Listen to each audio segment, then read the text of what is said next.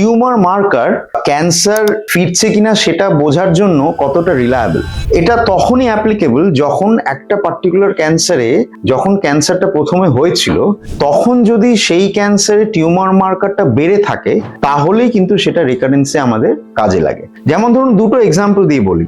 Ovarian ক্যান্সারে একটি খুব কমন টিউমার মার্কার হচ্ছে CA-125। এবার এমন একজন পেশেন্ট যার যখন ডায়াগনোসিস হয়েছিল তার CA-125 অনেক বেশি ছিল, ট্রিটমেন্টের পরে সেটা নর্মাল হয়ে গেছে, সেই পেশেন্টের কিন্তু রেগুলার CA-125 মনিটরিং করা দরকার, কারণ তার ক্যান্সার সেল যখন আবার ফিরবে তখন কিন্তু CA-125টা আবার ব্লাডে ডিটেক্টেড হবে বা সেটার লেভেলটা বাড়তে থাকবে। অন দি আদার হ্যান্ড কারো ধরুন হেড অ্যান্ড নেক ক্যান্সার আছে, টাং ক্যান্সারের ক্ষেত্রে কিন্তু কোনো টিউমার মার্কার অ্যাজ সাচ কিছু নেই। কাজেই এই ক্ষেত্রে আমাদের হাতে এমন কোনো ব্লাড টেস্ট বা টিউমার মার্কার নেই যেটা দিয়ে আমরা সিরিয়ালি মনিটর করে ফিরছে কিনা সেটা বুঝতে পারবো। তো টিউমার মার্কারের উপকারিতাটা সেখানেই যেখানে সেই ক্যান্সারে সেই টিউমার মার্কারটা বাড়ে এবং সেটা প্রথমে যদি বেসলাইনে বেড়ে থাকে তাহলেই সেটা ইউজফুল, এছাড়া সেটার কোনো অ্যাজ সাচ ইম্পর্টেন্স নেই। ধন্যবাদ।